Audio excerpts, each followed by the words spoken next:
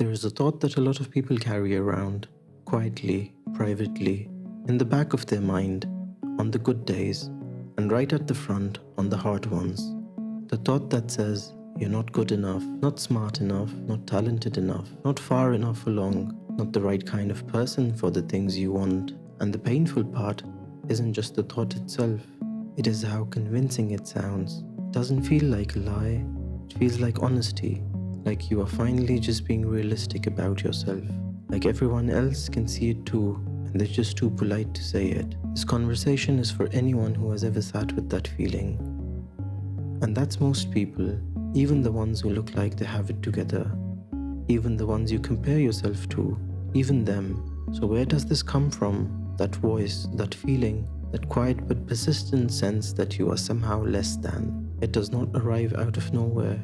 It gets built, slowly, over years. Sometimes it starts early, a classroom where getting things wrong felt like something to be ashamed of, a childhood where love felt conditional, like it had to be earned through performance or perfection, or staying small enough not to cause problems.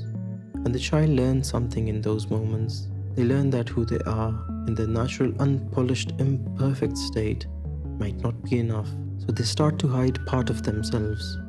They start to work harder to earn approval. They start to measure their worth by how well they perform rather than simply by existing. And then they grow up, and the classroom becomes the workplace. The approval they were seeking from the outside becomes a standard they can never meet on the inside, because the bar keeps moving. Achieve one thing, it is not enough. Reach one goal, there is already a bigger one waiting. Get the validation, it fades too quickly, and the hunger for it comes back. That is the exhausting part of living by the standard of not good enough. There is no finish line. There is no moment where it finally says, okay, now you've done it, now you're enough. That moment never comes, not through achievement anyway. There is something else worth sitting with here. A lot of the time, the feeling of not being good enough isn't actually about ability, it is about comparison. Somewhere along the way, the measure of enough stopped being personal and started being relative. Enough compared to who? Enough by whose standard?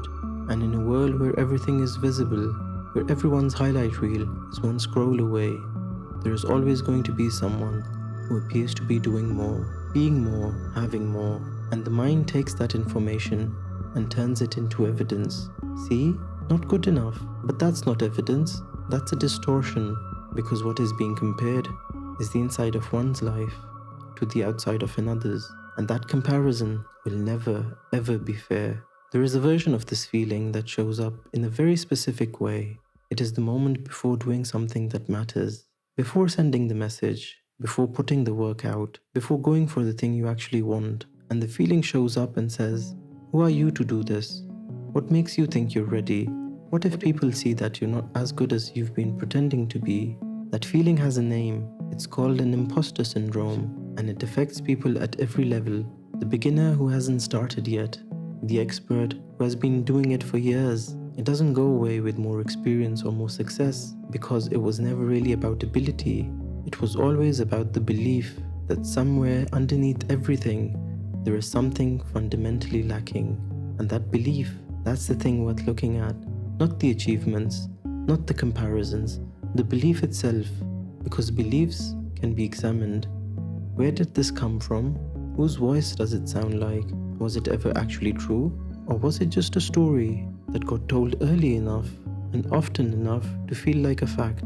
Most of the time, it was never true. It was just absorbed from people who were carrying their own version of not enough, passing it down without meaning to, without even knowing they were doing it.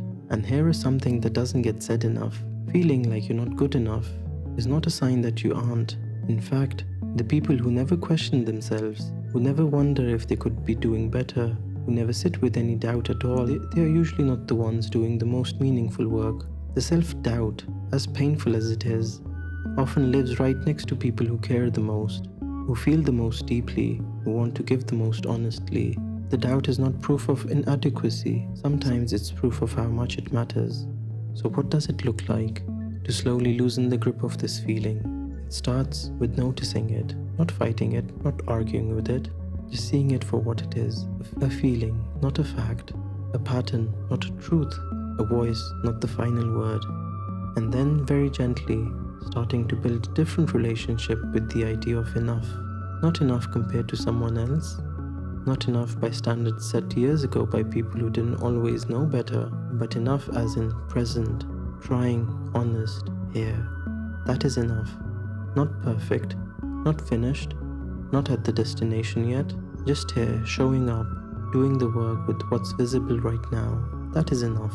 There will probably be days when the voice comes back, loud, convincing, familiar, and on those days, the kindest thing that can be done is not to argue with it, not to try to silence it, but to just keep going anyway, to do the thing despite the voice, to show up even when it feels undeserved, to let the actions speak when the mind won't, because over time, the actions become the evidence, not evidence for other people, evidence for yourself, that you were always capable, that you were always enough, that the voice was never telling the truth. If this is something that's been sitting heavy, just know that the feeling is real, even if what it's saying isn't. And healing from it isn't about becoming more, it's about recognizing what was always already there. Thank you for watching. Like, share, and subscribe to The Reset for more.